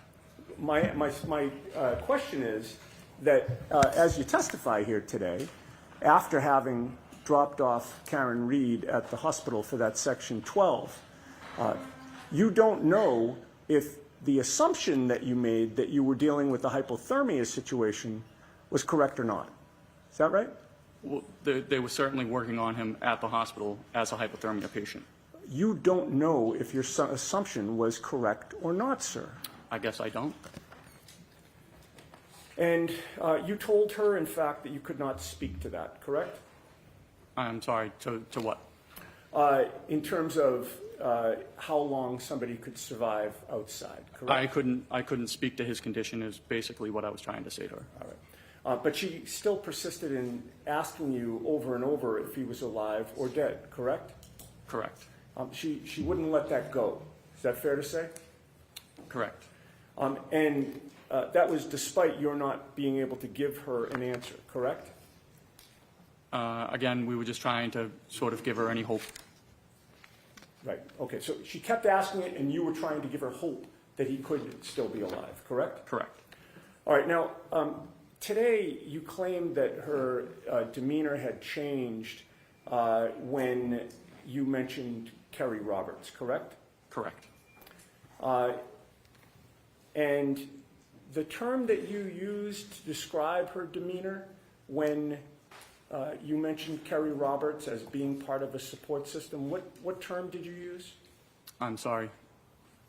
When you just testified on direct examination, did you characterize the way that she reacted when you mentioned Kerry? She had been crying in her hands, and I said, you know, it looks like you have a very strong support system. And she picked up her head. She had her face in her hands. She picked up her head out of her hands, looked at me, and said, "Do you know Kerry Roberts?" And I said, "Matter of fact, I do." And she said, "Anybody who knows Kerry Roberts wouldn't say that about her." Okay. And you've previously described that in testimony last year as her being snarky was the term you used, correct? Correct. But you were first interviewed by the police on February 8th of 2022, correct? If that's what the report says, yes. About 10 days after this? About that. And the events of January 29th were fresh in your mind on February 8th of 2022, correct? As fresh as they are today. Okay, so you do not allow that your memory was better on February 8th of 2022 regarding January 29th of 2022, it wasn't better on February 8th than it is today, is your testimony. I would feel it's just as good. Okay. Your memory does not get better over time, correct? For this case, it seemed to stick out to me. Okay, so are you testifying that your memory gets better over time? No, but That would be crazy, wouldn't it? correct. In that February 8th, 2022 interview, you were asked about Kerry Roberts, right? I'm sorry, what day? February 8th of 2022. You were asked about Kerry Roberts, right? I do not recall if I was or was not. You told the police that you knew Kerry Roberts from your neighborhood, correct? Okay, yes. And you've testified today that she just lived 200 yards away from you, right around the corner, right? About that. And you told police that you had seen Kerry Roberts on scene at 34 Fairview when you got there, correct? Correct. You also told police that Karen Reed, had told you about making statements about her wanting to die, correct? Correct. But on February 8th of 2022, just 10 days after these events, you never mentioned to the police during that interview that Karen was snarky in any way, correct? I don't know if I did or I didn't. I don't know if it would be in their report.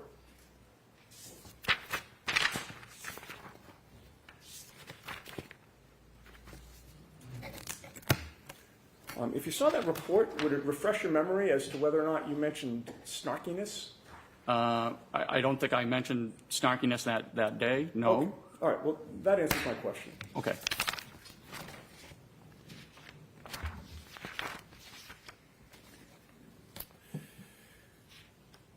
But after that interview, and of course even after January 29th of 2022, you went back to your neighborhood, the same neighborhood that you lived in with Kerry Roberts, correct? Correct. Do you still live in that neighborhood? I do. Does Kerry Roberts still live there? She does. So you and Kerry Roberts have continued to live in the same neighborhood for years after January 29th, correct? We have. And before you ever encountered Karen Reed that day, you had interacted with Kerry Roberts in the past, correct? Briefly, yes.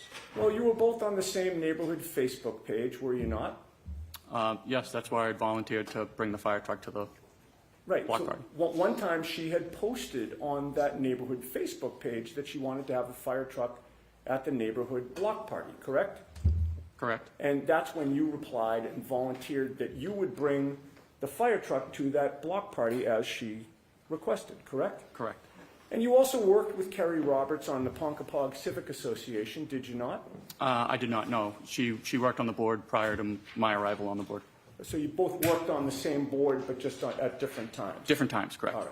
All right. We had, I think you had touched on this earlier, in addition to knowing Kerry Roberts, having been with the Canton Fire Department since 2006, there have been many times when you've worked in conjunction with the police, correct? Correct. And in addition to the two police officers that you mentioned having seen at 34 Fairview on January 29th, that being Seraph and Merlaney, you know many other officers at the Canton police station. I do. And as you say, Canton's a small town, correct? Relatively. People know each other, correct? Correct. You also knew former state trooper Michael Proctor before you arrived at 34 Fairview, correct? I did. Michael Proctor actually was 2 years ahead of you in school, was he not? He was. And you learned at some point that your school classmate, Michael Proctor, was the lead investigator into the death of John O'Keefe, this case, correct? Yes. And in fact, when you spoke to the police in February of 2022, Michael Proctor was one of the troopers to interview you, correct? Correct. You did not go to school with Karen Reed, right? No, not to my knowledge. You didn't help coordinate neighborhood block parties with Karen Reed, right? Nope. You were not in a civic association that Karen Reed belonged to at any point, correct? Nope. She was a stranger to you on January 29th, 2022, correct? She was a patient of mine, yes. Well, as far as you knew, she was an outsider to Canton, correct? I did not know that. You didn't live in the same neighborhood with her? I'm not sure if we did or did not. You had no personal contact with her either before or after January 29th of 2022, correct? No. All right. Now, as a result of your having gone to the scene, there's a patient care record that is generated, correct? Correct. And on this issue of the snarkiness and the demonstration that you just did, there's a contemporaneous report of your team's observations from January 29th, right? Are you referring to my partner's wrong report? Yeah, the patient care report. Yes. All right. And that patient care report is dated January 29th of 2022 and is timed at 9:03 and 34 seconds a.m. Does that sound right? Sounds about right. All right. And that 9:03:34, from your knowledge of how patient care reports are generated, would that be the time that you arrived on scene or the time that the report is written? I mean, I would have to see what time, the exact time you're referring to, but it could be the time the call is closed, or it could be the time you finish the report.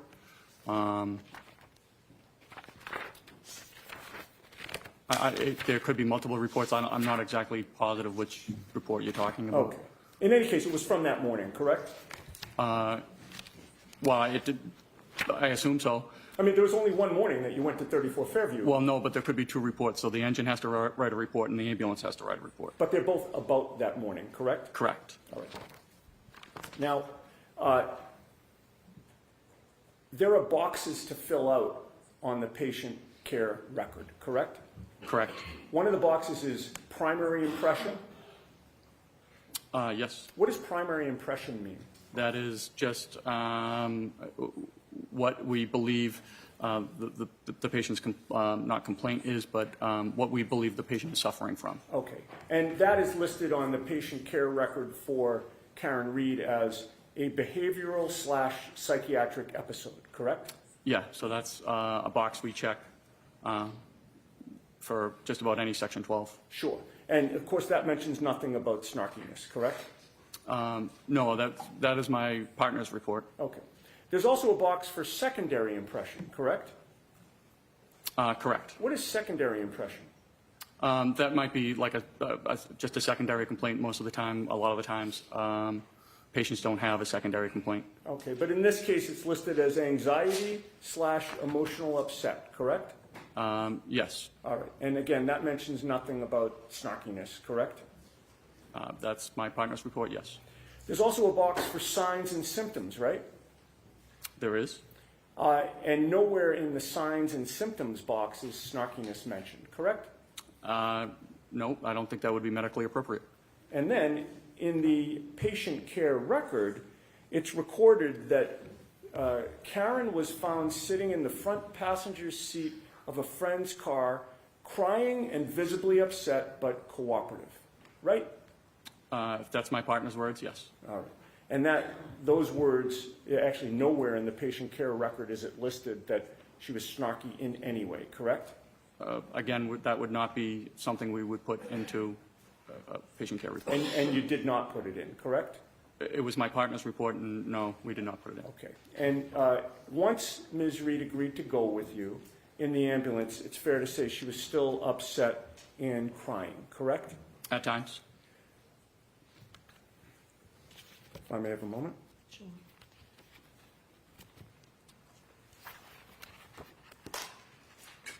Actually, if I can just get my glasses so that I can see. Thank you.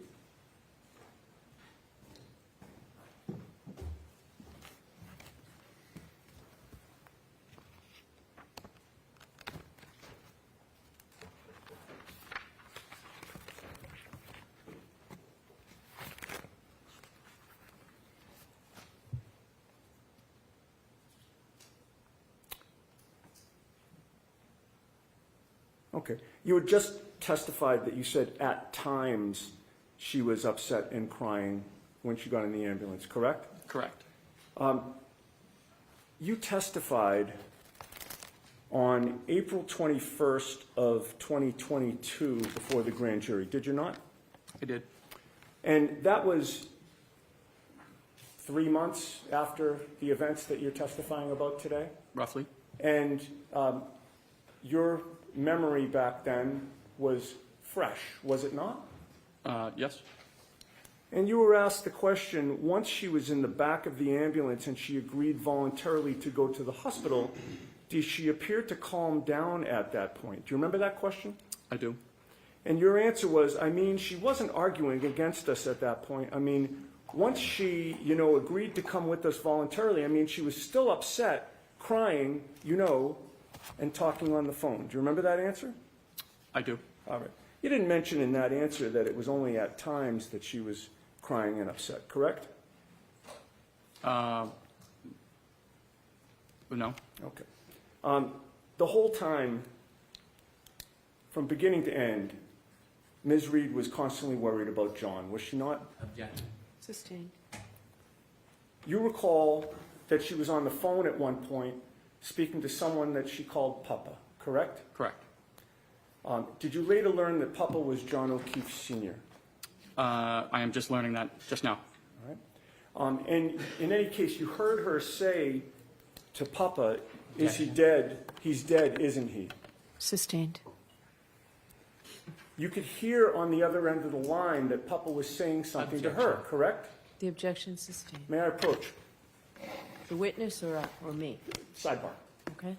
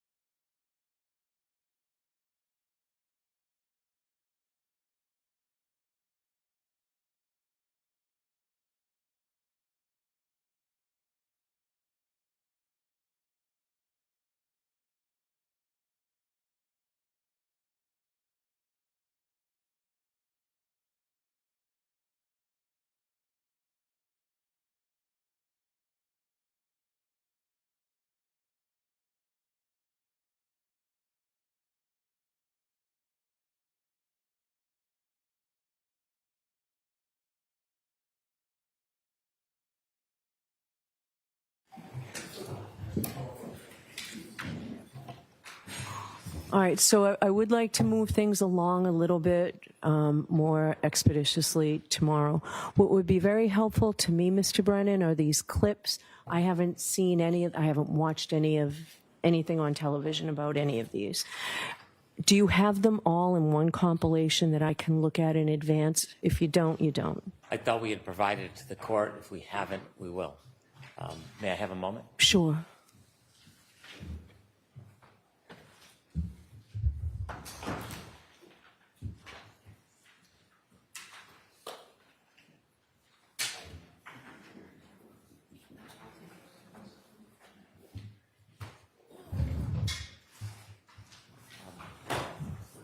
Is it 100 hours or something, or is it? No, we sent the share file, but it's my oversight. We should have brought in a hard copy for you as well. I don't know that I have a shared file. Was that? Dropbox link on Monday that we sent, but I can put it on a zip drive as I should have, and I can. All right, because I couldn't open that. It needed an email, and it didn't accept mine. Didn't That's what realize that the was. court didn't have access. We will get a zip file, and All we'll right, you give, talk to Tori about it, okay, Tori? You'll get it for me? All right. the intention was that you'd have an advanced opportunity to look at them. I'll fix that failure. All right. Have your associate talk with Tori. I will. All right. All right. Anything we need to know before tomorrow? No, Your Honor. All right. We'll see you tomorrow.